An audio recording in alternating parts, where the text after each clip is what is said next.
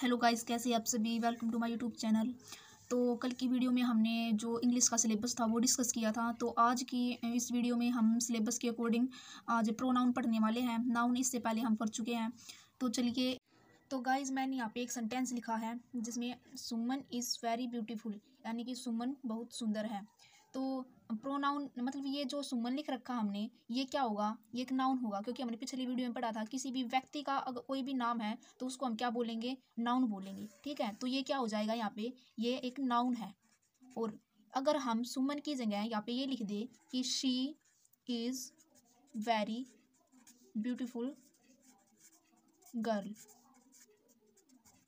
अब हमने क्या किया? सुमन की जगह हमने शी लगा दिया। सेंटेंस तो ये भी राइट है और ये भी राइट है, दोनों ही राइट है, लेकिन इसमें सुमन की जगह हमने शी लगा दिया। तो शी क्या होगा हमारा? जो सुमन की जगह यूज हुआ ना, उसको हम प्रोनाउन बोलेंगे। जैसे कि जो शी लगाया हमने, इसको क्या बोलेंगे? हम प्रोनाउन बोलेंगे। ठीक है, यानी कि सिंपल सी डेफिनेशन है प्रोनाउन की। जो वर्ड्स नाउन की जगह पे यूज होते हैं उसको हम क्या बोलते हैं? प्रोनाउन बोलते हैं। जैसे कि कुछ और एग्जांपल ले लेते हैं। जैसे एक अंशु है। Anshu is very smart boy.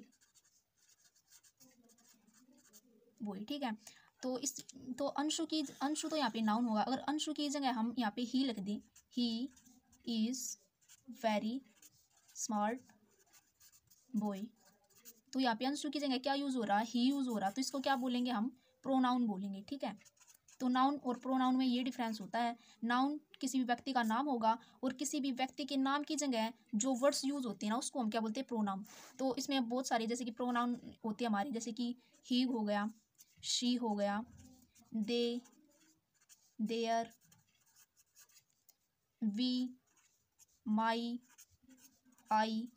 तो ये हमारे क्या होंगे? हमारे प्रोनाउन होंगे, जिनको हम नाउन की जगह पे यूज करते हैं। ठीक है, तो अब बात ये आती है गाइस, जो हमारे प्रोनाउन होते हैं इनका हम यूज़ किस लिए करते हैं? क्यों यूज़ किए जाते हैं ये? जैसे कि हम कोई भी नाउन है, जैसे कि सुमन ले लिया। सुमन के बारे में हमें कुछ पैराग्राफ लिखना है, यानी कि इसकी दिनचर्या बतानी है।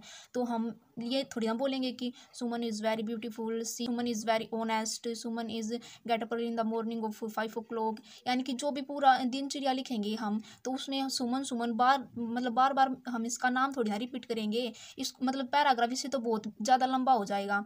इसकी जो जितनी भी हैबिट वगैरह अगर इसके हम नाम से बताएंगे, तो उसको शॉर्ट बनाने के लिए, और हमेशा याद रखना कि जो नेम होगा यानी कि जो नाउन होगा और जो प्रोनाउन होगा, ये मतलब इसके नाम से हमेशा छोटा ही होता है। जैसे कि ही, शी, ऐसे वर्ड हम जिसके जो यूज़ करते हैं नाउन की जगह पर, तो जो मतलब वो लैंग्वेज को शॉर्ट करने के लिए, तो इसलिए इसका यूज़ किया जाता है प्रोनाउन का।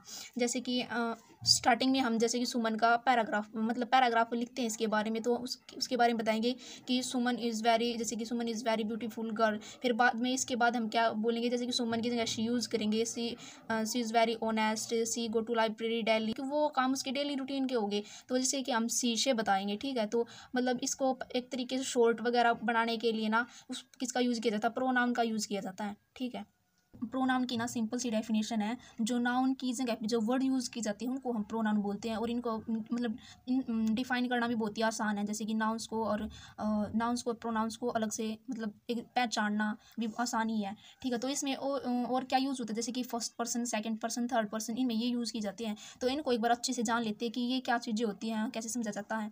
तो जो फर्स्ट पर्सन होते हैं, जैसे कि फर्स्ट पर्सन में हम किसको लेते हैं? अपने से शुरुआत करते हैं। जैसे कि मैं हूँ, तो मैं कौन पर्सन होगा? मैं फर्स्ट पर्सन में आऊँगा। जैसे कि आई फर्स्ट पर्सन में, मी, जो मी होता है, मी, माई। देखो, जैसे कि हम एक एग्जांपल के तौर पे समझते हैं। जैसे कि हम कुछ भी, जैसे कि हम मंदिर में जाते हैं, तो पहले किसके लिए प्रार्थना करते हैं? पहले खुद के लिए प्रार्थना करते हैं कि भगवान मुझे ये चाहिए, मुझे ये चाहिए। और इसके बाद फिर हम किसके बारे में? हमारी फैमिली के बारे में, यानी कि अवर फैमिली, अवर, वी, यानी कि हम। अपने के बाद मतलब पहले स्टार्टिंग में हम किसका यूज़ करेंगे? अपना, मतलब अपने बारे में जो भी कुछ बोलना होगा अपने बारे में बोलेंगे। फिर उसके बाद हम किसका सोचते हैं? हमारी फैमिली के बारे में, या हम जो वर्ड होता है ना उसके बारे में। फिर हम किसी दूसरे के बारे में सोचते हैं, तो इससे मतलब आसानी से याद हो जाएगा। जैसे कि फिर इसके बाद किसका नंबर आएगा? यू, यानी कि तुम।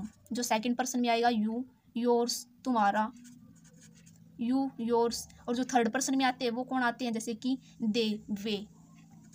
जैसे कि थर्ड पर्सन में कौन आते हैं? वे, जिनको हम इंग्लिश में क्या बोलते हैं? दे, देयर, जैसे कि एक बार हिंदी में भी लिख लेती हूँ।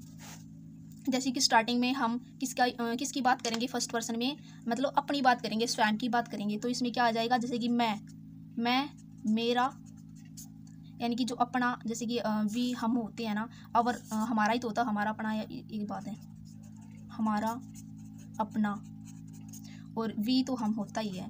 तो मतलब जो फर्स्ट पर्सन में है ना, हम अपने बारे में बात करते हैं, अपनी फैमिली के बारे में या अपने परिवार के बारे में, मतलब जो अपना जो वर्ड है ना वो फर्स्ट पर्सन में आएगा, ठीक है।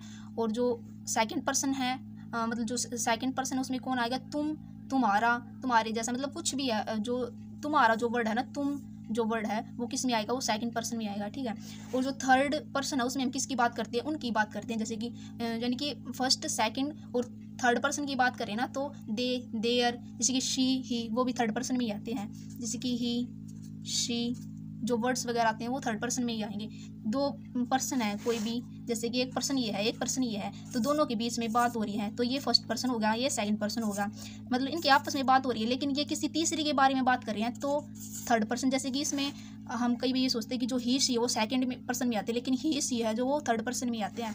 जैसे कि ये आपस में बातें कर रहे हैं, ये ही की बात कर रहे हैं कि वह ये काम करता है, वह ये काम नहीं करता, वह ये काम करती है, वह ये काम नहीं करती, ही शी। तो ये थर्ड पर्सन में आ जाएंगे, ये फर्स्ट पर्सन में आ जाएंगे, ये सेकंड पर्सन में आ जाएंगे। तो इनको आसान है याद करना, एक बार अच्छे से तरीके से कर लोगे ना आप तो हो जाएगा।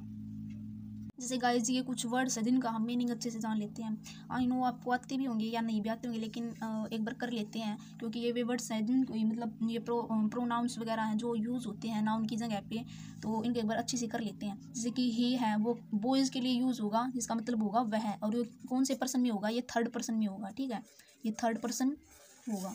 और जो शी है ये क्या है, इसका मतलब क्या है, ये भी वह है, लेकिन ये गर्ल्स के लिए यूज़ होगा, जो शी है वो गर्ल्स के लिए यूज़ होगा, और ये भी कौन से पर्सन में आएगा, थर्ड पर्सन में आएगा।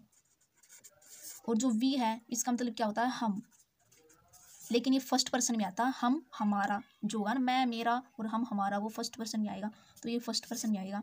देयर, उनका, उनका, तो ये कौन सी पर्सन में आएगा, इनकी फर्स्ट, सेकंड, थर्ड, हम तीसरे पर्सन की बात करें, उनकी बात कर रहे हैं, तो ये किस में आएगा, थर्ड पर्सन में।